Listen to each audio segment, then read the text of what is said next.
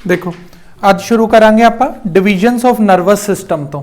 मतलब nervous system आपां कल समझिया सीगा, नर्वस सिस्टम की करदा है, एक मिनट चेक कर ला। हाँ, नर्वस सिस्टम की करदा है, नर्वस सिस्टम बॉडी दे लई कंट्रोल एंड कोऑर्डिनेशन दिखांदा है। बॉडी दे विच अलग-अलग तरह दे ऑर्गनस हैगे ने, हर ऑर्गन नूं कंट्रोल करदा और हर ऑर्गन नूं कोऑर्डिनेट भी करदा है। सारे ऑर्गन सेम टाइम ते काम करदे रहन। नर्वस सिस्टम नूं असीं डिवाइड कीता होया शक्तिमान दो पार्ट्स दे अंदर, सेंट्रल नर्वस सिस्टम ते पीएनएस पेरीफेरल नर्वस सिस्टम। पहला थोड़ी देर आपां सेंट्रल नर्वस सिस्टम दे बारे रीड करांगे। देखो, all the parts of the nervous system which are present in the median longitudinal axis of the body। देखो गुंजन, देख नर्वस सिस्टम नूं दो पार्ट्स च डिवाइड कीता है, सेंट्रल नर्वस सिस्टम ते peripheral nervous system. Central nervous system दे अंदर दो चीज़ां आंदियां ने, इन्हां दे बारे आपां स्टडी करांगे, ब्रेन ते स्पाइनल कोड। जदों असीं ब्रेन एंड स्पाइनल कोड दे बारे रीडिंग कर रहे हैं तो उन्होंने असीं पढ़ रहे हैं सेंट्रल नर्वस सिस्टम दे अंदर। ठीक है, चलो फिर रीडिंग करो शुरू। पेरीफेरल नर्वस सिस्टम नूं अगे दो पार्ट्स च डिवाइड किया गया है। जिवें सेंट्रल नर्वस सिस्टम दे दो पार्ट सीगे, एवें पेरीफेरल नर्वस सिस्टम दे भी दो पार्ट्स ने। किहड़े किहड़े? एसएनएस सोमैटिक नर्वस सिस्टम ते एएनएस ऑटोनोमिक नर्वस सिस्टम। हाले सिर्फ नाम ही देखो, इन्हां दे बारे डिटेल दे अंदर पढ़ना है। चारां दे बारे पढ़ांगे, ब्रेन भी, spinal cord, somatic nervous system, autonomic nervous system. अज पूरी क्लास यही डिस्कस करना है। देखो, somatic nervous system. Somatic nervous system voluntary part of the peripheral nervous system. It conduct the impulses from the voluntary muscles, bones, ligament and skin. आ देख, हुण peripheral nervous system का एक पार्ट है जिसका नाम की है SNS, somatic nervous system. Somatic nervous system का गुंजन की काम है? सोमैटिक नर्वस सिस्टम सारे वॉलंटरी बॉडी पार्ट्स तो इनफॉर्मेशन नू कलैक्ट करता है। से वॉलंटरी पार्ट्स किहड़े हुंदे ने? जिवें कि अपनियां लैग्स ने, आर्म्स ने, जो चीज़ असीं सोच समझ के करनी है वो सारियां चीज़ां कौन करवांदा है? एसएनएस। ऑटोनोमिक, नाम तो ही समझ आंदा है, सारे इनवॉलंटरी एक्शंस ने जिहड़े वो ऑटोनोमिक नर्वस सिस्टम च आउणगे। इहदे च किहड़े आ गए हिमांश? इहदे च वॉलंटरी एक्शंस कंट्रोल हुंदे ने, इहदे च इनवॉलंटरी एक्शंस कंट्रोल हुंदे ने। ये दोनों ही पीएनएस दा पार्ट ने। पी मतलब पेरीफेरल। ठीक है, चलो हुण सारा कुछ इरेज कर दिंने आ। सारियां चीज़ां वैसे डिटेल च करनियां ने, हाले सिर्फ आपां ब्रेन नूं डिस्कस करांगे। उधर बैठ जाओ। देखो ब्रेन, पहला थोड़ा समरी समझो बिल्कुल ध्यान नाल, फिर आप पॉइंट टू पॉइंट रीडिंग करांगे। देख गुंजन, जिहड़ा ब्रेन हैगा, ब्रेन एक बोनी बॉक्स दे अंदर है। इस बोनी बॉक्स नूं आपां कहने कैरेनियम। इन्ना समझ आ गया? जिन्हों तुसीं स्कल बोलदे हो, ब्रेन इधर हैगा, उहदे बाहर जिहड़ा एक बोन लाइक स्ट्रक्चर है दिव्यांशी, उन्होंने की बोलते हैं आपां? कैरेनियम। कैरेनियम मतलब स्कल। इन्ना समझ आ गया? फिर इस स्कल दे ऊपर इधर एक मिनट, एवें तीन लेयर दी एक प्रोटेक्शन है। ठीक है, इत्थे तक 3 लेयर्स दी प्रोटेक्शन है स्कल दे ऊपर। उन्होंने बोलते हैं आपां मेनिंजेस। की नाम है दिव्यम? मेनिंजेस। मेनिंजेस की ने? जिहड़ियां इहदे ऊपर ये 3 प्रोटेक्शंस लगियां होईयां ने, उन्होंने मेनिंजेस बोलते हैं। आ गया समझ? अगर ये मेनिंजेस दे अंदर कोई प्रॉब्लम हो जाए, कोई बैक्टीरिया वायरस चला जाए, तो जिहड़ी डिसीज होएगी उस पर्सन नूं बोलांगे आपां मेनिंजाइटिस। ठीक है, इन्हां लेयर्स अगर कोई प्रॉब्लम आ जाए, इन्हां लेयर्स दे अंदर देख हुण हिमांश, जिहड़ियां 3 लेयर्स हैगियां ने, इन्हां 3 लेयर्स दे विचकार एक फ्लूइड फिल कीता होया है। 3 लेयर्स दे विचकार की है? फ्लूइड फिल किया होया है। इस फ्लूइड नूं बोलदे हां असीं सेरिबोस्पाइनल फ्लूइड, CSF।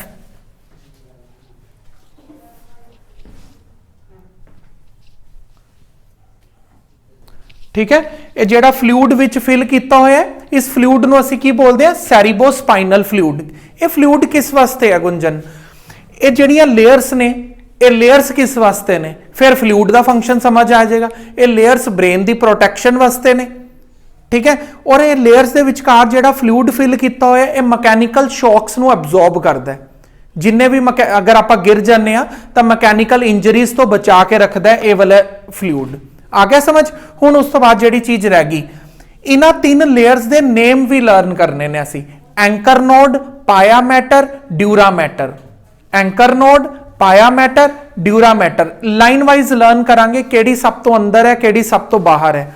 मैं पहले ही तुहानूं दस देना जिहड़ी सब तो बाहर है, जिहड़ी सब तो बाहर है वो सिर्फ ओही हार्ड है। बाकी ये जिहड़ियां दोनों ने दोनों दियां दोनों बहुत पतलियां और डेलीकेट ने। समझ आ गया। सिर्फ बाहर वाली हार्ड है, बाकी वो दोनों डेलीकेट ने। इन्ना क्लीयर है। एक बार फटाफट रिवाइंड कर देने की दस्सिया भी जिहड़ा साडा ब्रेन हैगा, ब्रेन दे बाहर एक बॉक्स है जिन्हों तो असीं स्कल कहने आ, ये कैरेनियम कहते हैं। Bony structure is known as cranium. Cranium दे बाहर 3 लेयर दी प्रोटेक्शन है। उन्हां दा नाम की है गुंजन? मेनिंजिस। मेनिंजिस उन्हां दा नाम है। ये मेनिंजिस 3 ने, anchor node, pia mater, dura matter. इन्हां तीनों लेयर्स दे विचकार एक फ्लूइड फिल किया पे। उस फ्लूइड का नाम की है सेरिबोस्पाइनल फ्लूइड।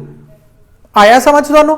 सेरिबोस्पाइनल फ्लूइड का की फंक्शन है? सेरिबोस्पाइनल फ्लूइड मैकेनिकल इंजरीज और मैकेनिकल शॉक्स नूं अब्जॉर्ब कर लैंदा है।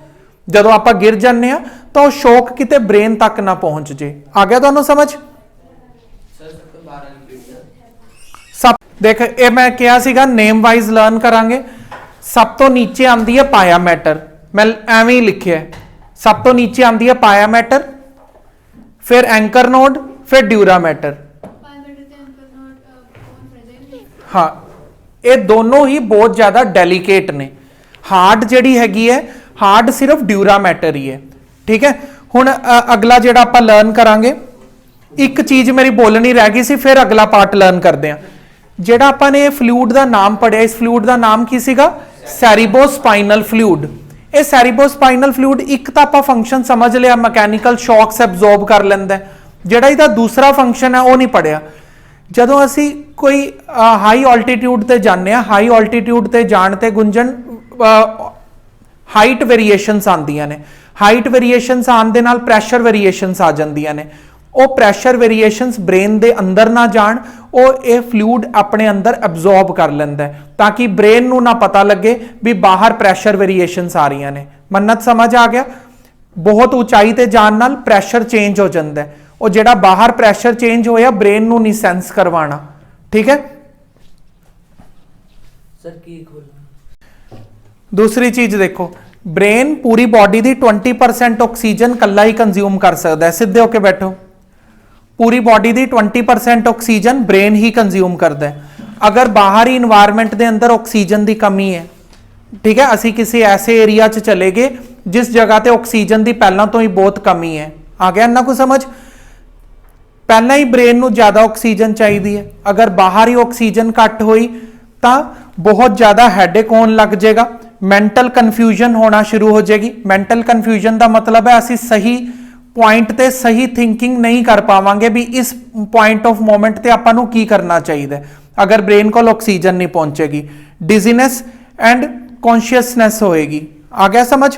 उस तो बाद मैं पॉइंट बोलिया सीगा, तू दस दिव्यम मेनिंजाइटिस की हुंदा है? सर जब कोई डिजीज हो जाती है मेनिंजिस।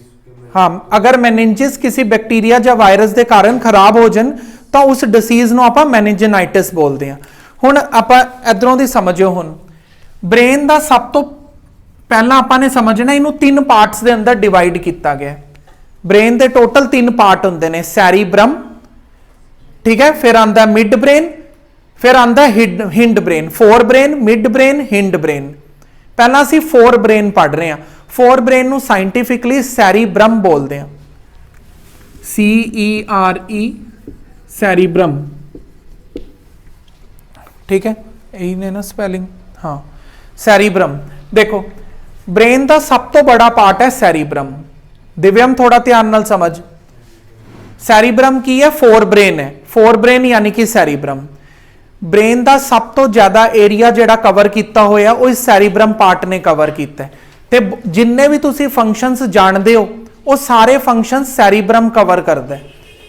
ठीक है, जिमें कि आप अगर लिखिए थिंकिंग, फिर मैमरी, ठीक है, इंटैलीजेंस, होर की है response,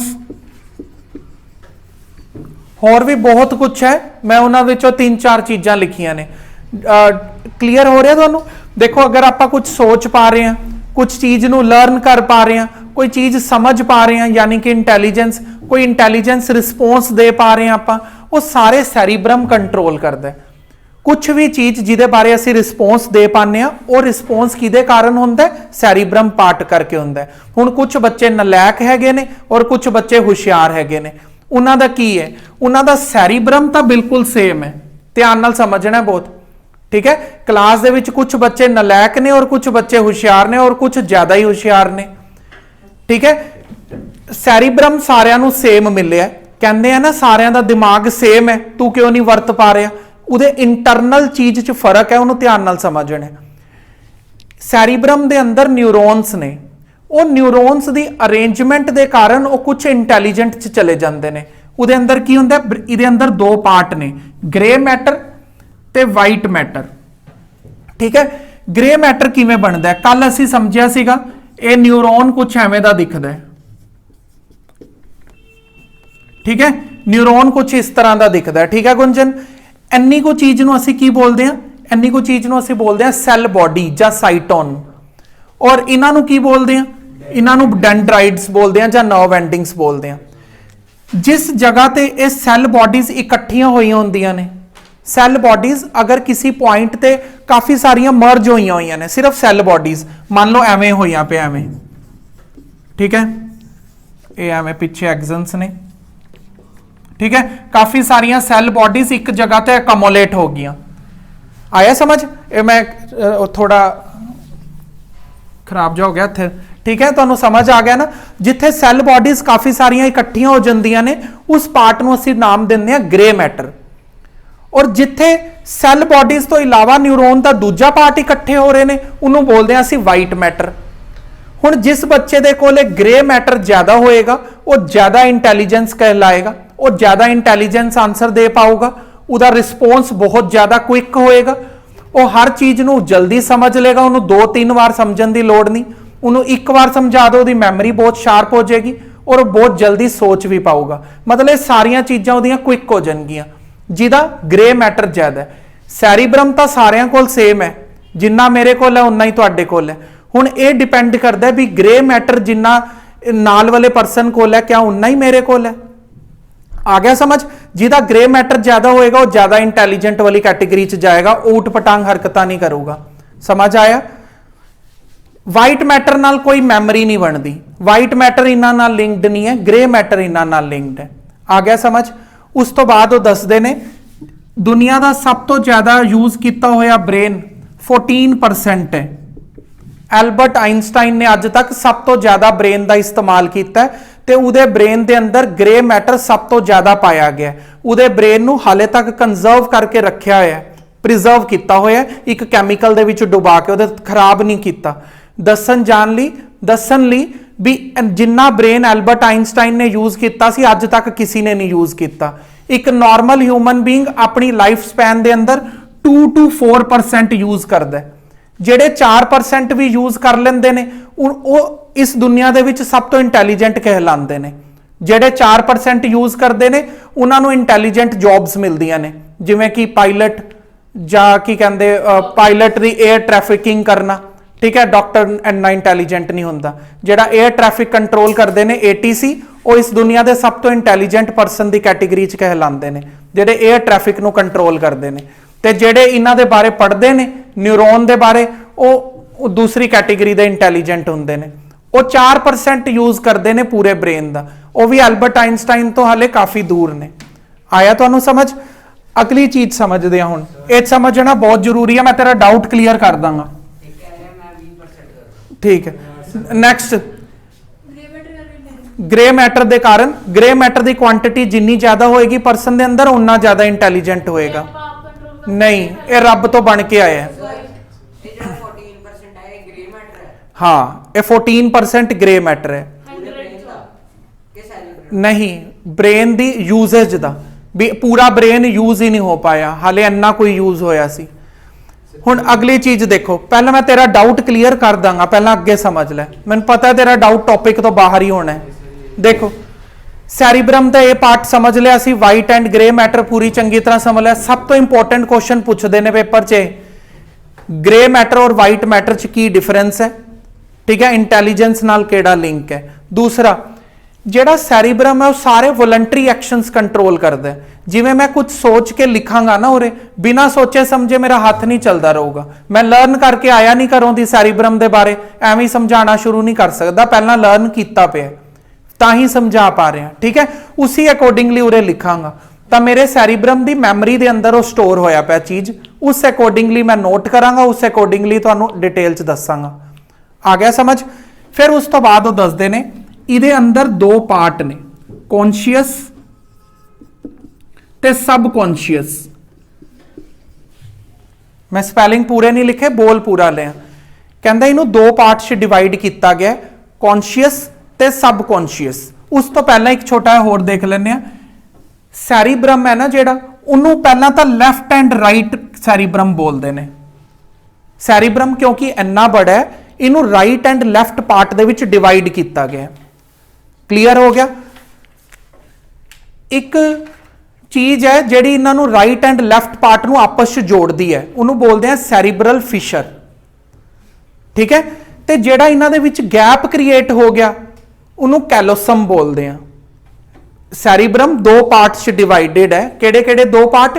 right hemisphere and left hemisphere. Right hemisphere ਤੇ ਲੈਫਟ ਹੈਮਿਸਫੀਅਰ ਨੂੰ ਜਿਹੜਾ ਦੋਨੋਂ ਨੂੰ ਜੋੜਨ ਦਾ ਕੰਮ ਕਰਦਾ ਹੈ ਉਹਨੂੰ ਬੋਲਦੇ ਆ ਸੈਰੀਬਰਲ ਫਿਸ਼ਰ, ਠੀਕ ਹੈ। ਮਤਲਬ ਮੰਨ ਲਓ ਇੱਕ ਬੈਲਟ ਹੈ ਜਿਸਨੇ ਰਾਈਟ ਐਂਡ ਲੈਫਟ ਨੂੰ ਆਪਸ ਵਿੱਚ ਕਨੈਕਟ ਕੀਤਾ ਹੈ। ਆ ਗਿਆ ਸਮਝ। ਔਰ ਜਿਹੜਾ ਇਹਨਾਂ ਦੇ ਵਿਚਕਾਰ ਗੈਪ ਕ੍ਰੀਏਟ ਹੋ ਗਿਆ, ਇਸ ਗੈਪ ਨੂੰ ਆਪਾਂ ਕੀ ਬੋਲਦੇ ਆ? ਹੁਣੇ ਮੈਂ ਬੋਲਿਆ ਸੀ ਭੁੱਲ ਗਿਆ, ਕਾਰਪਸ ਕੈਲੋਸਮ, ਠੀਕ ਹੈ। ਹੁਣ ਅੱਗੇ ਅਗਲੀ ਚੀਜ਼ ਸਮਝੋ, ਹਾਲੇ ਰੁਕ ਇੱਕ ਮਿੰਟ। ਜਿਹੜਾ ਸੈਰੀਬਰਮ ਦਾ ਲੈਫਟ ਪਾਰਟ ਹੈ ਉਹ ਮੇਰੇ ਰਾਈਟ ਹੈਂਡ ਨੂੰ ਕੰਟਰੋਲ ਕਰਦਾ ਹੈ, ਯਾਨੀ ਕਿ ਮੇਰੀਆਂ ਰਾਈਟ ਵਾਲੀਆਂ ਐਕਟੀਵਿਟੀਜ਼, ਮੇਰੀ ਰਾਈਟ ਲੈਗ ਔਰ ਰਾਈਟ ਆਰਮ ਅਗਰ ਕੰਟਰੋਲ ਹੋ ਪਾ ਰਹੀ ਹੈ ਉਹ ਲੈਫਟ ਹੈਮਿਸਫੀਅਰ ਨਾਲ ਕੰਟਰੋਲ ਹੋ ਰਹੀ ਹੈ, ਉਲਟਾ ਕੰਮ ਕਰਦੇ ਨੇ। ਤੇ ਬ੍ਰੇਨ ਦਾ ਰਾਈਟ ਵਾਲਾ ਪਾਰਟ ਮੇਰੇ ਲੈਫਟ ਵਾਲੇ ਪਾਰਟ ਨੂੰ ਕੰਟਰੋਲ ਕਰਦਾ ਹੈ। ਤੁਹਾਡੇ ਵੀ ਐਵੇਂ ਹੀ ਹੈ, ਸਮਝ ਆ ਗਿਆ। ਇਸ ਕਾਰਨ ਕਰਕੇ ਮੈਂ ਇੱਕੋ ਟਾਈਮ ਤੇ ਦੋਨੋਂ ਲੈਫਟ ਐਂਡ ਰਾਈਟ ਇਕੱਠੇ ਕੰਮ ਨਹੀਂ ਕਰ ਪਾਉਂਗਾ, ਜਾਂ ਤਾਂ ਮੇਰਾ ਰਾਈਟ ਹੈਂਡ ਕੰਮ ਕਰੇਗਾ ਜਾਂ ਮੇਰਾ ਲੈਫਟ ਹੈਂਡ ਕੰਮ ਕਰੇਗਾ। ਅਗਰ ਮੈਂ ਲੈਫਟ ਨਾਲ ਕੁਝ ਕਰ ਰਿਹਾ ਤਾਂ ਰਾਈਟ ਦੇ ਉੱਪਰ ਫੋਕਸ ਨਹੀਂ ਕਰ ਪਾਵਾਂਗਾ, ਰਾਈਟ ਨਾਲ ਕਰ ਰਿਹਾ ਤਾਂ ਲੈਫਟ ਤੇ ਨਹੀਂ ਕਰ ਪਾਵਾਂਗਾ, ਕਿਉਂਕਿ ਇਹ ਦੋਨੋਂ ਹੈਮਿਸਫੀਅਰ ਇਕੱਠੇ ਹੀ ਨਹੀਂ ਕੰਮ ਕਰ ਸਕਦੇ, ਇੱਕ ਟਾਈਮ ਤੇ ਇੱਕ ਕੰਮ ਕਰਦਾ ਹੈ। ਹਾਂ, ਜੋ ਕਰ ਲੈਂਦੇ ਨੇ ਉਹ ਉਹਨਾਂ ਦਾ ਹੋ, ਜੋ ਦੋਨੋਂ ਹੱਥਾਂ ਨਾਲ ਇੱਕੋ ਟਾਈਮ ਤੇ ਲਿਖ ਲੈਂਦੇ ਨੇ। ਸਮਝ ਆ ਗਿਆ। Next, bicycle riding. Bicycle riding cerebrum control ਕਰਦਾ ਹੈ। ਦੇਖੋ ਬਾਈਸਾਈਕਲ ਰਾਈਡਿੰਗ ਵੇਲੇ ਕੀ ਹੈ, ਜਾਂ ਤਾਂ ਅਸੀਂ ਲੈਫਟ ਦੇਖ ਸਕਦੇ ਹਾਂ ਜਾਂ ਅਸੀਂ ਰਾਈਟ ਦੇਖ ਸਕਦੇ ਹਾਂ, ਇੱਕੋ ਟਾਈਮ ਤੇ ਦੋਨੋਂ ਪਾਸੇ ਫੋਕਸ ਨਹੀਂ ਕਰ ਪਾਵਾਂਗੇ, ਕਿਉਂਕਿ ਹੈਮਿਸਫੀਅਰ ਦੋਨੋਂ ਇਕੱਠੇ ਨਹੀਂ ਕੰਮ ਕਰ ਪਾਉਂਦੇ। ਦੋਨੋਂ ਇਕੱਠੇ ਕਰ ਲੈਂਦੇ ਨੇ, ਬਹੁਤ ਕੁਇਕ ਨੇ, ਲੇਕਿਨ ਇੱਕ ਟਾਈਮ ਤੇ ਇੱਕ ਕੰਮ ਕਰਦਾ। ਸਮਝ ਆਇਆ। ਹੁਣ ਅਸੀਂ ਇਹ ਸਮਝਣਾ ਕੌਨਸ਼ੀਅਸ ਐਂਡ ਸਬਕੌਨਸ਼ੀਅਸ ਮਾਈਂਡ। ਜਦੋਂ ਆਪਾਂ ਹੁਣ ਕਲਾਸ 'ਚ ਬੈਠ ਕੇ ਸੁਣ ਰਹੇ ਹਾਂ ਉਹ ਸਾਰਾ ਕੁਝ ਕੌਨਸ਼ੀਅਸ ਮਾਈਂਡ ਦੇ ਅੰਦਰ ਜਾ ਰਿਹਾ ਹੈ, ਜਿਹਦੀ ਮੈਮਰੀ ਕੁਝ ਐਵੇਂ ਮੰਨ ਲਓ MB ਦੇ ਅੰਦਰ ਹੈ। ਦੇਖਿਆ ਅੱਜ ਕੱਲ ਤਾਂ ਟੈਰਾਬਾਈਟਸ ਦੀ ਜ਼ਮਾਨਾ ਹੈ, ਇੱਕ GB ਹੁੰਦਾ ਹੈ, ਫਿਰ ਟੈਰਾਬਾਈਟ ਹੁੰਦਾ, ਫਿਰ ਗੀਗਾਬਾਈਟ GB ਹੁੰਦਾ, ਠੀਕ ਹੈ ਨਾ। ਇਹ ਜਿਹੜਾ ਕੌਨਸ਼ੀਅਸ ਮਾਈਂਡ ਹੈ ਇਹਦੀ ਮੈਮਰੀ ਬਹੁਤ ਹੀ ਛੋਟੀ ਹੈ, ਕੁਝ MB ਦੀ ਮੈਮਰੀ ਹੈ ਇਹਦੀ। ਔਰ ਦੂਸਰੇ ਪਾਸੇ ਜਿਹੜਾ ਸਬਕੌਨਸ਼ੀਅਸ ਮਾਈਂਡ ਹੈ ਇਹਦਾ ਇਨਫਾਈਨਾਈਟ ਮੈਮਰੀ ਹੈ, ਜੋ ਮਰਜ਼ੀ ਸਟੋਰ ਕਰਵਾ ਲਓ, ਜਿੰਨਾ ਮਰਜ਼ੀ ਕਰਾ ਲਓ, ਕਦੀ ਇਹ ਬੰਦ ਨਹੀਂ ਹੋਏਗੀ। ਲੇਕਿਨ ਜੋ ਪਰਸਨ ਸਬਕੌਨਸ਼ੀਅਸ ਮਾਈਂਡ ਦੇ ਅੰਦਰ ਚੀਜ਼ਾਂ ਨੂੰ ਸਟੋਰ ਕਰਦਾ ਹੈ ਉਹ ਜ਼ਿਆਦਾ ਲੰਬੇ ਟਾਈਮ ਤੱਕ ਚੀਜ਼ਾਂ ਨੂੰ ਯਾਦ ਕਰ ਸਕਦਾ ਹੈ। ਕੌਨਸ਼ੀਅਸ ਮਾਈਂਡ ਦੇ ਅੰਦਰ ਪਈ ਹੋਈ ਚੀਜ਼ ਕੁਝ ਟਾਈਮ ਤੱਕ ਹੀ ਹੈ, ਹੋ ਸਕਦਾ ਅੱਜ ਸੁਣਿਆ ਕੱਲ ਤੱਕ ਖਤਮ ਹੋ ਜਾਏਗੀ, ਅਗਰ ਕੌਨਸ਼ੀਅਸ ਮਾਈਂਡ ਦੇ ਅੰਦਰ ਸੇਵ ਹੋ ਰਹੀ ਹੈ। ਸਬਕੌਨਸ਼ੀਅਸ ਮਾਈਂਡ ਦੇ ਅੰਦਰ ਸੇਵ ਕੀਤੀ ਹੋਈ ਚੀਜ਼ ਲਾਈਫ ਟਾਈਮ ਤੱਕ ਰਹੂਗੀ। ਜਿਵੇਂ ਕਿ ਆਪਾਂ ਨੂੰ 2 ਦਾ ਟੇਬਲ ਯਾਦ ਹੈ ਨਾ, ਮਰਨ ਵੇਲੇ ਵੀ ਪੁੱਛ ਲਾਂਗੇ ਤਾਂ ਵੀ 2 ਦਾ ਟੇਬਲ ਯਾਦ ਹੋਏਗਾ, ਭੁੱਲ ਤਾਂ ਨਹੀਂ ਜਾਏਗਾ, ਓਏ ਉਹ ਤਾਂ ਮੈਂ ਪਹਿਲੀ ਕਲਾਸ 'ਚ ਕੀਤਾ ਸੀ, ਹੁਣ ਨਹੀਂ ਯਾਦ। ਆ ਸੈਰੀਬਲਰ ਫਿਸ਼ਰ ਕਲਾਸ ਦੇ ਐਂਡ ਤੇ ਪੁੱਛਾਂਗਾ, ਇਹ ਵੀ ਬੰਦ ਹੋ ਗਿਆ ਹੋਏਗਾ ਕਿਉਂਕਿ ਉਹ ਇੱਥੇ ਸਟੋਰ ਹੋਇਆ ਹੈ। ਜਿਹੜੀਆਂ ਚੀਜ਼ਾਂ ਇੱਥੇ ਸਟੋਰ ਹੋਈਆਂ ਹੁੰਦੀਆਂ ਨੇ ਉਹ ਪਰਮਾਨੈਂਟ ਰਹਿੰਦੀਆਂ ਨੇ, ਉਹਨਾਂ ਦੀ ਮੈਮਰੀ ਇਨਫਿਨਿਟੀ ਹੈ। ਇਹ ਥੋੜੀ ਦੇਰ ਲਈ ਹੁੰਦੀ ਹੈ। ਇਸ ਮੈਮਰੀ ਤੋਂ ਇਸ ਮੈਮਰੀ ਦੇ ਅੰਦਰ ਭੇਜਣਾ ਪੈਂਦਾ ਹੈ ਔਰ ਉਹ ਸਿਰਫ ਤਦ ਹੀ ਜਾਏਗਾ ਅਗਰ ਪਰਸਨ ਅਲਾਓ ਕਰੇਗਾ ਉਸ ਨੂੰ। ਠੀਕ ਹੈ, ਹੁਣ ਜਿਵੇਂ ਮੈਂ ਐਗਜ਼ਾਮਪਲ ਦੇ ਕੇ ਹਮੇਸ਼ਾ ਸਮਝਾਣਾ, ਕਲਾਸ ਦੇ ਵਿੱਚ 30 ਸਟੂਡੈਂਟ ਮੇਰੇ ਕੋਲ ਬੈਠ ਕੇ ਮੇਰਾ ਲੈਕਚਰ ਸੁਣ ਰਹੇ ਨੇ, ਉਹਨਾਂ ਦੇ ਵਿੱਚੋਂ 4-5 ਹੀ ਹੁੰਦੇ ਨੇ ਜਿਹੜੇ ਸਬਕੌਂਸ਼ੀਅਸ 'ਚ ਲੈ ਕੇ ਜਾ ਰਹੇ ਹੁੰਦੇ ਨੇ, ਔਰ ਉਹ ਕਿਹੜੇ ਹੁੰਦੇ ਨੇ? ਜਿਹੜੇ ਫਿਜ਼ੀਕਲੀ ਔਰ ਮੈਂਟਲੀ ਦੋਨੋਂ ਵੇ ਨਾਲ ਮੈਨੂੰ ਸੁਣ ਰਹੇ ਨੇ। ਠੀਕ ਹੈ, ਜਿਹੜੇ ਸਿਰਫ ਫਿਜ਼ੀਕਲੀ ਸੁਣ ਰਹੇ ਨੇ, ਸੁਣ ਤਾਂ ਰਹੇ ਨੇ ਤੇ ਅੱਖਾਂ ਲੱਗੀਆਂ ਹੋਈਆਂ ਨੇ, ਪਰ ਧਿਆਨ ਯਾਰ ਉਹ ਕਿਤੇ ਚਲਾ ਹੀ ਨਾ ਜੇ, ਕੱਲਾ ਹੀ 버ਗਰ ਖਾਣ ਨਾ ਚਲੇ ਜਾਣ, ਮੈਨੂੰ ਲੈ ਕੇ ਨਾ ਜਾਣ, ਬੈਠੇ ਤਾਂ ਹੋਏ ਨੇ, ਕਿਤੇ ਚਲੇ ਗਏ ਤਾਂ ਕੀ ਹੋਏਗਾ। ਠੀਕ ਹੈ, ਮਤਲਬ ਫਿਜ਼ੀਕਲੀ ਅਗਰ ਉਰੇ ਹੈਗੇ, ਮੈਂਟਲੀ ਨਹੀਂ ਹੈਗੇ ਤਾਂ ਸਬਕੌਂਸ਼ੀਅਸ 'ਚ ਜਾ ਰਹੇ, ਇਹਦੇ 'ਚ ਕੌਂਸ਼ੀਅਸ 'ਚ ਜਾ ਰਹੇ, ਸਬਕੌਂਸ਼ੀਅਸ 'ਚ ਖੁਦ ਭੇਜਣਾ ਪੈਂਦਾ। ਜਦੋਂ ਤੁਸੀਂ ਖੁਦ ਅਲਾਓ ਕਰੋਗੇ, ਇਹਨੂੰ ਅਲਾਓ ਕਰਨਾ ਹੀ ਬਹੁਤ ਜ਼ਿਆਦਾ ਮੁਸ਼ਕਿਲ ਹੈ। ਇਹਨੂੰ ਅਲਾਓ ਕਰਨ ਲਈ ਬਹੁਤ ਜ਼ਿਆਦਾ ਮੈਡੀਟੇਸ਼ਨ ਚਾਹੀਦੀ ਹੈ। ਮਤਲਬ ਜਿਵੇਂ ਅਗਰ ਮੰਨ ਲਓ ਵੀ ਤੁਸੀਂ ਆਈਜ਼ ਕਲੋਜ਼ ਕਰਕੇ ਬੈਠੇ ਹੋਏ ਹੋ, ਤੁਹਾਨੂੰ ਕਿਸੇ ਚੀਜ਼ ਦੇ ਬਾਰੇ ਹੋਰ ਖਿਆਲ ਨਹੀਂ ਆ ਰਹੇ ਅਗਰ, ਠੀਕ ਹੈ, ਤੁਸੀਂ 2 ਮਿੰਟ ਵੀ ਅੱਖਾਂ ਬੰਦ ਕਰਕੇ ਬੈਠੋਗੇ ਨਾ, ਜੋ ਪੂਰੇ ਦਿਨ 'ਚ ਕੀਤਾ ਸੀ ਤੁਹਾਨੂੰ ਉਹ ਬ੍ਰੇਨ ਯਾਦ ਦਿਲਾਣਾ ਸ਼ੁਰੂ ਕਰ ਦੇਗਾ। ਇਹਦਾ ਮਤਲਬ ਤੁਹਾਡਾ ਸਬਕੌਂਸ਼ੀਅਸ ਮਾਈਂਡ ਆਪਰੇਟਿੰਗ 'ਚ ਹੀ ਨਹੀਂ ਹੈ। ਅਗਰ ਤੁਹਾਨੂੰ ਕੁਝ ਵੀ ਚੀਜ਼ ਧਿਆਨ 'ਚ ਨਹੀਂ ਆ ਰਹੀ ਜਿਹਦੇ ਬਾਰੇ ਤੁਸੀਂ ਸੋਚਣਾ ਚਾਹੁੰਦੇ ਹੋ, ਸਿਰਫ ਉਸੇ ਚੀਜ਼ ਦੇ ਬਾਰੇ ਅਗਰ ਸੋਚ ਪਾ ਰਹੇ ਹੋ ਅੱਖਾਂ ਬੰਦ ਕਰਨ ਤੋਂ ਬਾਅਦ, ਤਾਂ ਸਬਕੌਂਸ਼ੀਅਸ ਮਾਈਂਡ ਔਨ ਹੈ। ਅਗਰ ਨਹੀਂ ਕਰ ਪਾ ਰਹੇ ਐਸਾ, ਤਾਂ ਇਹਦਾ ਮਤਲਬ ਸਿਰਫ ਕੌਂਸ਼ੀਅਸ ਚੱਲ ਰਿਹਾ, ਇਹ ਚੱਲ ਹੀ ਨਹੀਂ ਰਿਹਾ, ਤਾਂ ਪਰਮਾਨੈਂਟ ਮੈਮਰੀ ਨਹੀਂ ਬਣ ਰਹੀ। ਇਸੇ ਕਾਰਨ ਚੀਜ਼ਾਂ ਜਲਦੀ ਭੁੱਲ ਜਾਂਦੀਆਂ ਨੇ, ਕੋਈ ਨੂਮੈਰੀਕਲਸ ਯਾਦ ਨਹੀਂ ਰਹਿ ਪਾਉਂਦੇ। ਠੀਕ ਹੈ, ਸਮਝੀ ਹੋਈ ਚੀਜ਼ ਸਵੇਰ ਤੱਕ ਗਾਇਬ ਹੋ ਜਾਂਦੀ ਹੈ। ਠੀਕ ਹੈ, ਅੱਜ ਐਕਸਰਸਾਈਜ਼ ਕੀਤੀ ਸੀ, 2 ਦਿਨ ਬਾਅਦ ਪੱਟੀ ਸਾਫ਼ ਹੋਈ ਪਈ ਹੈ, ਦੁਬਾਰਾ ਸਮਝਣੀ ਪੈਂਦੀ ਹੈ। ਉਹ ਇਹੀ ਕਾਰਨ ਹੈ। ਅਲਾਓ ਕਰੋ ਉਧਰ ਜਾਣ ਲਈ ਤਾਂ ਸਾਰਾ ਕੁਝ ਪਰਮਾਨੈਂਟ ਸੇਵ ਰਹੇਗਾ। ਹਾਂ, ਅਗਲਾ ਪਾਰਟ ਦੇਖ, ਡਾਈਸੈਫਲੋਨ। ਜਿਵੇਂ ਕਿ ਕੌਂਸ਼ੀਅਸ ਐਂਡ ਸਬਕੌਂਸ਼ੀਅਸ ਦੱਸਿਆ, ਰਾਈਟ ਐਂਡ ਲੈਫਟ ਦੱਸਿਆ, ਐਵੇਂ ਸੈਰੀਬਰਮ ਦਾ ਹੀ ਪਾਰਟ ਹੈ ਡਾਈਸੈਫਲੋਨ। ਪੜੋ ਜਰਾ। ਇਹ ਰੋਮਬਸ ਸ਼ੇਪ ਦੀ ਇੱਕ ਲੋਬ ਹੈ। It is completely covered by the superiorly large cerebrum, but visible from the inferior surface as a small area. It lies between the cerebrum and midbrain. ਇਸ ਤੋਂ ਅਗਲਾ ਬ੍ਰੇਨ ਦਾ part ਹੈ ਨਾ, ਜਿਹੜਾ ਸਿਰਫ ਇਹੀ ਲਰਨ ਕਰੋ, ਡਾਈਸੈਫਲੋਨ ਕਿਹੜੀ ਜਗ੍ਹਾ ਤੇ ਮਿਲੇਗਾ? ਸੈਰੀਬਰਮ ਔਰ ਮਿਡ ਬ੍ਰੇਨ ਜਿੱਥੇ ਸ਼ੁਰੂ ਹੁੰਦਾ ਇਹਨਾਂ ਦੋਨਾਂ ਦੇ ਸੈਂਟਰ ਦੇ ਅੰਦਰ। ਇੰਨਾ ਸਮਝ ਆ ਗਿਆ Tarun? Diencephalon into the 2 parts, thalamus and hypothalamus. ਅਗਰ ਤੁਹਾਨੂੰ ਯਾਦ ਹੋਏ ਥੋੜਾ ਜਿਹਾ, ਜਦੋਂ ਮੈਂ ਪਿਟਿਊਟਰੀ ਗਲੈਂਡ ਕਰਵਾਇਆ ਸੀਗਾ, ਪਿਟਿਊਟਰੀ ਗਲੈਂਡ 'ਚ ਇੱਕ ਵਰਡ ਦਾ ਇਸਤੇਮਾਲ ਕੀਤਾ ਸੀ, it is father of all glands. ਠੀਕ ਹੈ, ਇਹ ਹਾਈਪੋਥੈਲਮਸ ਅੱਜ ਵਰਡ ਯੂਜ਼ ਕਰ ਰਹੇ ਹਾਂ। ਹਾਈਪੋਥੈਲਮਸ ਇਹ ਪਿਟਿਊਟਰੀ ਦਾ ਵੀ ਫਾਦਰ ਹੈ, ਮਤਲਬ ਗ੍ਰੈਂਡ ਫਾਦਰ। ਪਿਟਿਊਟਰੀ ਸਾਰੇ ਗਲੈਂਡਸ ਨੂੰ ਕੰਟਰੋਲ ਕਰਦਾ ਹੈ, ਇਸ ਲਈ ਉਹਨੂੰ ਫਾਦਰ ਆਫ ਗਲੈਂਡ ਬੋਲਦੇ ਆ। ਪਿਟਿਊਟਰੀ ਨੂੰ ਵੀ ਕੰਟਰੋਲ ਕਰਦਾ ਕੋਈ ਚੀਜ਼, ਉਹਦਾ ਨਾਮ ਹੈ ਹਾਈਪੋਥੈਲਮਸ। ਆਇਆ ਨਾ ਸਮਝ? ਦੂਸਰੀ ਚੀਜ਼, ਹਾਈਪੋਥੈਲਮਸ ਪਿਟਿਊਟਰੀ ਨੂੰ ਕੰਟਰੋਲ ਕਰਨ ਦੇ ਨਾਲ ਨਾਲ ਬਾਡੀ ਦਾ ਟੈਂਪਰੇਚਰ ਰੈਗੂਲੇਟ ਕਰਦਾ ਹੈ। ਠੀਕ ਹੈ, ਬਾਹਰ ਜਿੰਨੀ ਮਰਜ਼ੀ ਸਰਦੀ ਹੋਏ, ਜਿੰਨੀ ਮਰਜ਼ੀ ਗਰਮੀ ਹੋਏ, ਬਾਡੀ ਦਾ ਟੈਂਪਰੇਚਰ ਜਰਾ ਨਹੀਂ ਹਿਲਦਾ। ਉਹ 98 ਹੈ ਤਾਂ 98 ਹੀ ਰਹੇਗਾ, ਬਾਹਰ ਜਿੰਨੀ ਮਰਜ਼ੀ ਗਰਮੀ ਸਰਦੀ ਹੋ ਜਾਏ। ਤਾਂ ਇਹ ਹਾਈਪੋਥੈਲਮਸ ਇਸ ਚੀਜ਼ ਦਾ ਧਿਆਨ ਰੱਖਦਾ ਹੈ, ਬਾਡੀ ਦਾ ਟੈਂਪਰੇਚਰ ਕਿਵੇਂ ਮੇਨਟੇਨ ਕਰਨਾ ਉਹ ਇਹਦੇ ਹੱਥ 'ਚ ਹੈ। ਸਮਝ ਆਇਆ? ਅੱਗੇ ਪੜ੍ਹਦੇ ਹਾਂ। ਬਲੱਡ ਪ੍ਰੈਸ਼ਰ ਨੂੰ ਵੀ ਇਹੀ ਕੰਟਰੋਲ ਕਰਦਾ ਹੈ। Thalamus relay centre for the pain and pressure impulse to the cerebrum. ਹੁਣ ਜਦੋਂ ਸਾਨੂੰ ਕਿਸੇ ਬਾਡੀ ਤੇ ਪਾਰਟ ਤੇ ਪੇਨ ਹੋ ਰਿਹਾ, ਉਸ ਬਾਡੀ ਪਾਰਟ ਤੋਂ ਮੈਸੇਜ ਨੂੰ ਉਠਾ ਕੇ ਸੈਰੀਬਰਮ ਤੱਕ ਛੱਡ ਕੇ ਆਣਾ। ਸਮਝ ਆਇਆ?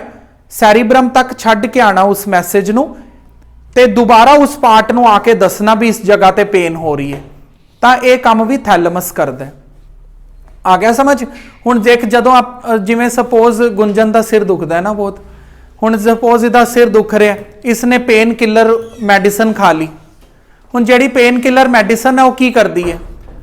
ਉਧਰ ਬੈਠ। ਪੇਨ ਕਿਲਰ ਮੈਡੀਸਨਸ ਖਾਂਦੇ ਆ ਨਾ, ਅਲੱਗ-ਅਲੱਗ ਜਗ੍ਹਾ ਤੇ ਪੇਨ ਹੋ ਰਿਹਾ ਤਾਂ ਮੈਡੀਸਨ ਖਾਂਦੇ ਆ ਆਪਾਂ। ਉਹ ਕੀ ਕਰਦੀਆਂ ਨੇ, ਜਰਾ ਧਿਆਨ ਨਾਲ ਸਮਝਣਾ। ਉਹ ਸੈਂਸਰੀ ਨਿਊਰੋਨਸ ਨੂੰ ਥੋੜੀ ਦੇਰ ਲਈ ਬੰਦ ਕਰ ਦਿੰਦੀਆਂ ਨੇ। ਕਿਸੇ ਜਗ੍ਹਾ ਤੇ ਆਪਾਂ ਨੂੰ ਪੇਨ ਹੋ ਰਹੀ ਹੈ, ਬਾਡੀ ਦੇ ਪੂਰੇ ਸੈਂਸਰੀ ਨਿਊਰੋਨਸ ਥੋੜੀ ਦੇਰ ਲਈ ਬੰਦ। ठीक है। वो मेडिसिन ਨੂੰ क्या पता भी सिर दर्द वास्ते खाई है ਅਸੀਂ कि ਲੱਤਾਂ दर्द हो रही ने कि कोई होर बॉडी पार्ट ਦਾ पेन किलर ਸਾਰਿਆਂ ਦਾ ਕਾਮਨ ਹੁੰਦਾ ਹੈ ਜਿੰਨੀ ਦੇਰ ਤੱਕ ਅਸੀਂ ਡਾਕਟਰ ਤੋਂ प्रिस्क्राइब करके ना ले लिए। अगर सिंपल कैमिस्ट तो जाके पेन किलर लेती है तो सारिया चीज़ों ਲਈ कॉमन होंगी है। कॉमन किवें बन गई वो क्योंकि उसने सेंसरी न्यूरोन्स ਨੂੰ बंद करता, उसने रिले सिग्नल्स बंद करते, बॉडी पार्ट तो सैरीब्रम तक पेन वाले जेडे मैसेज जाते हैं वो थोड़ी देर लिए होल्ड ते रखते। हो सकता उस टाइम तो बाद दोबारा भी पेन होनी शुरू हो सकता उस टाइम तो बाद पेन होनी बंद हो जाए। समझ आ गया। हुण जिवें कि किसी बंदे नूं वो है ब्लड प्रैशर की प्रॉब्लम है। ब्लड प्रैशर प्रॉब्लम की है, नॉर्मल ब्लड प्रैशर कितना होना चाहिए 80 ते ऊपर वाला 120। लो ब्लड प्रैशर यानी कि कलैक्शन ऑफ ब्लड 80 होना चाहिए ते जदों ब्लड नूं सेंड कर रही है अरोटा दे अंदर तो 120 mm होना चाहिए प्रैशर, ब्लड प्रैशर। आर्टरीज दे अंदर दा प्रैशर है, वेन्स दे अंदर दा प्रैशर है। इस प्रैशर नूं अगर आप इस वक्त अपनी बॉडी का चेक करांगे तो अपना इन्ना होएगा। हो सकता है इस तो 1-2 पॉइंट ऊपर नीचे होए वो भी नॉर्मल ही समझते हैं। इनू 130 तक और इनू 70 तक नॉर्मल ही समझते हैं। एक मिनट मैं पूरा करदा फिर दसदा। हुण अगर की होया ब्लड प्रैशर की प्रॉब्लम है किसी परसन नूं यानी कि उसका ब्लड प्रैशर है 120 की जगह ते 160 ते चले जाता है। क्यों चले जाता है? क्योंकि हार्ट बड़ी तेज पंप करके आप तेज भेजने लग जाता है किसी कारण करके। कारण नहीं डिस्कस कर रहे इस चैप्टर च, ठीक है।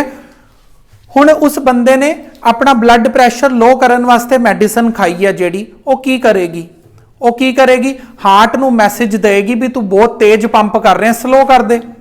जिन्नी देर तक तो मैसेज मेनटेन रहेगा उन्नी देर तक तो हार्ट स्लो पंप करता रहेगा।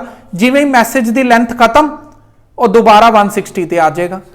यानी कि ये हाइपोथैलेमस उस परसन का खराब हो नहीं होया, हाइपोथैलेमस तो सही काम कर रहा है। उस परसन की डाइट प्रॉब्लम्स होने के कारण हार्ट ने तेज प्रैशर ते काम करना शुरू करता। थैलमस अगर काम कर रहा होंदा ब्रेन के अंदर कोई प्रॉब्लम नहीं आई। अगर थैलमस काम कर रहा होंदा तो नॉर्मल प्रैशर होंदा। समझ आ गया। हुण पहला तू पूछ। हुण आपां मिड ब्रेन पढ़ना, ये 2 फंक्शन ने वो भी बहुत छोटे जे। देख पहला फंक्शन की है, मिड ब्रेन सिर्फ 2 सेंटीमीटर लॉन्ग है। It connect the cerebellum with pons of the hind brain. देख मिड ब्रेन का काम है, हिंड ब्रेन के ना 2 पार्ट ने। हिंड ब्रेन वैसे 3 पार्ट्स काम करता है, छोड़ दो। हिंड ब्रेन के 3 पार्ट ने, सैरीबेलम, पोन्स ते मेडुला ऑब्लंगेटा। हिंड ब्रेन ने, जो हिंड ब्रेन पढ़ांगे उदों समझावांगा।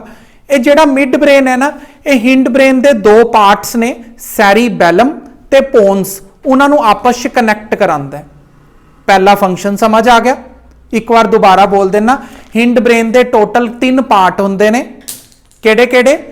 Cerebellum, pons and medulla oblongata.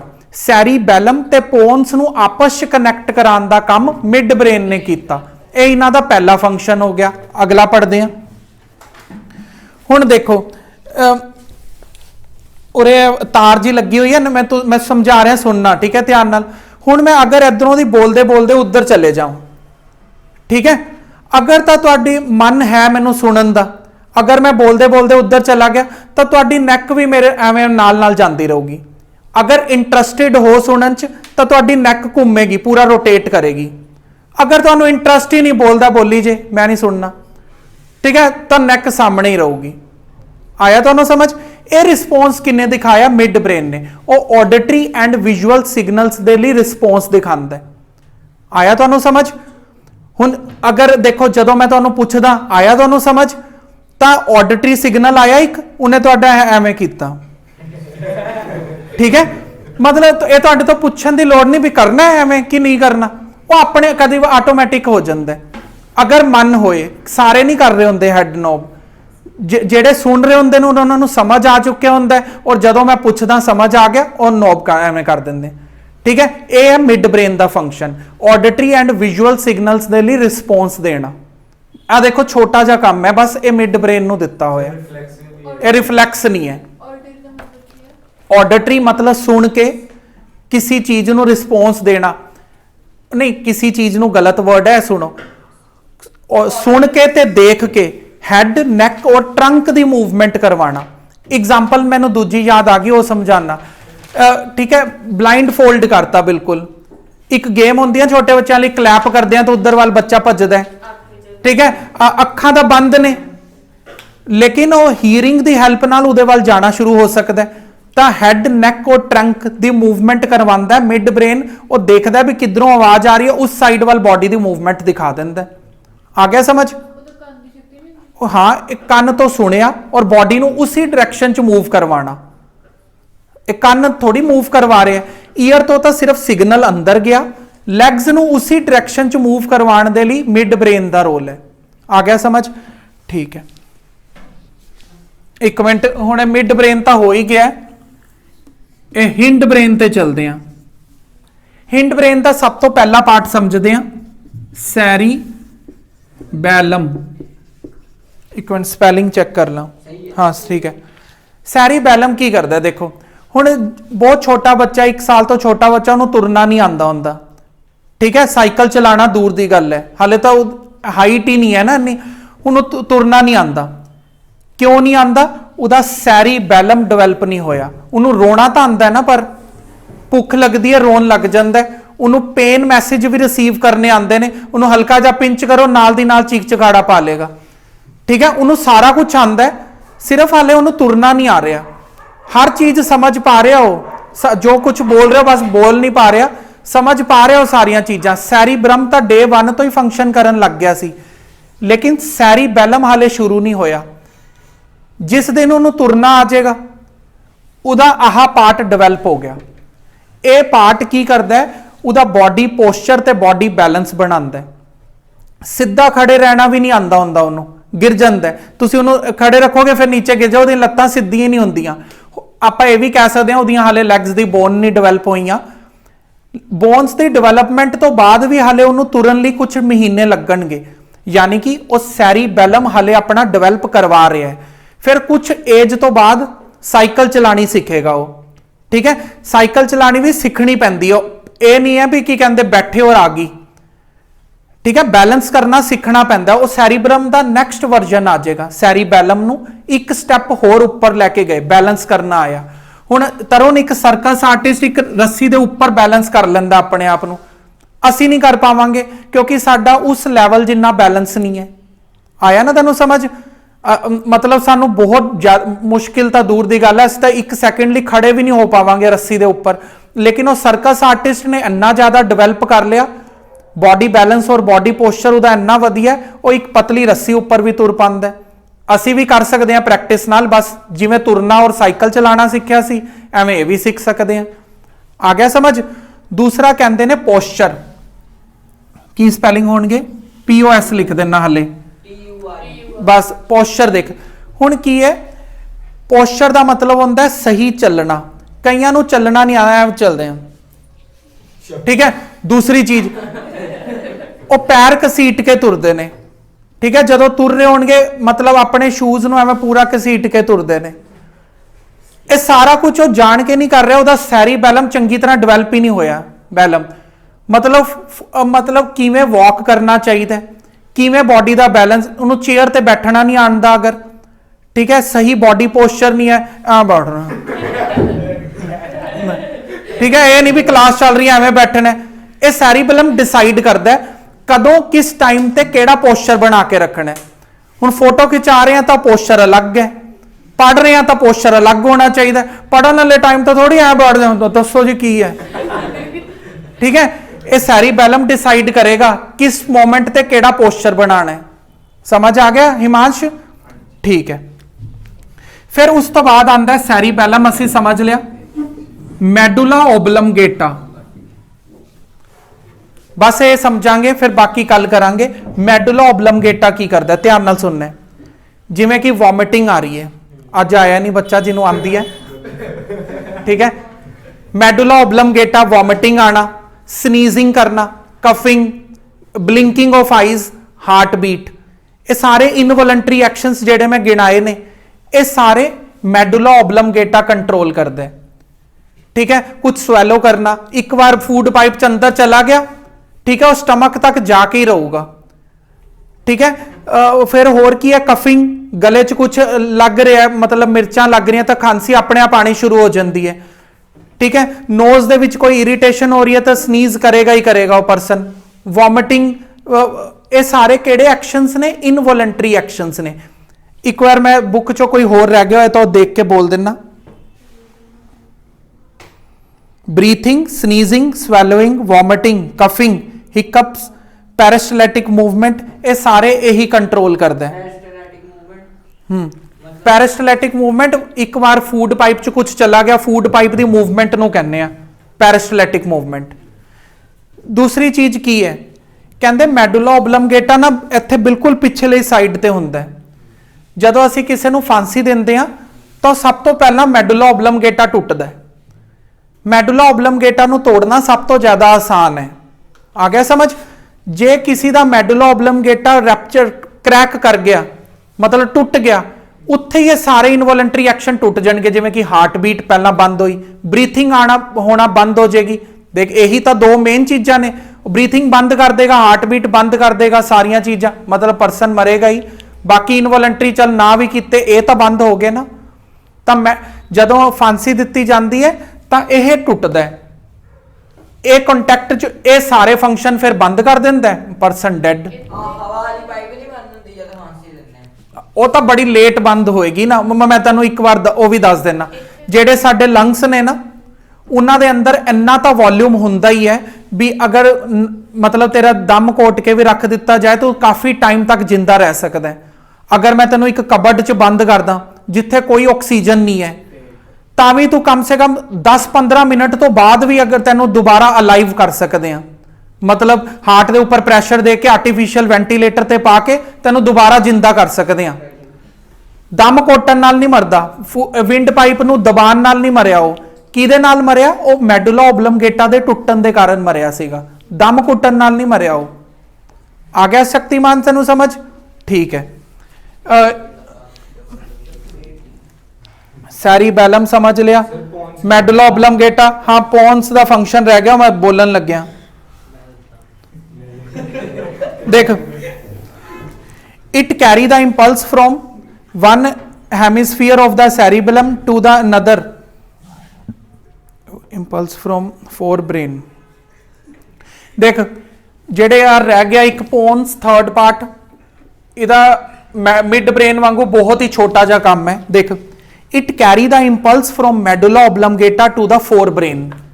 मैडुला oblongata तो फोर ब्रेन तक कोई मैसेज अगर लेके जाना है तो पोन्स लेके जाएंगे, इन्ना समझ गया? इट मैडुला ओब्लंगेटा तो फोर ब्रेन तक अगर मैसेज लेके जाना है, क्लियर हो गया पहला function. It also carries the impulse from one hemisphere of cerebellum to other. Cerebellum दे भी ना दो हेमिस्फीयर ने, उन्हों का नाम नहीं है आपां नूं, उन्हों का भी आपस च अगर सिग्नल ट्रांसफर करना है बस।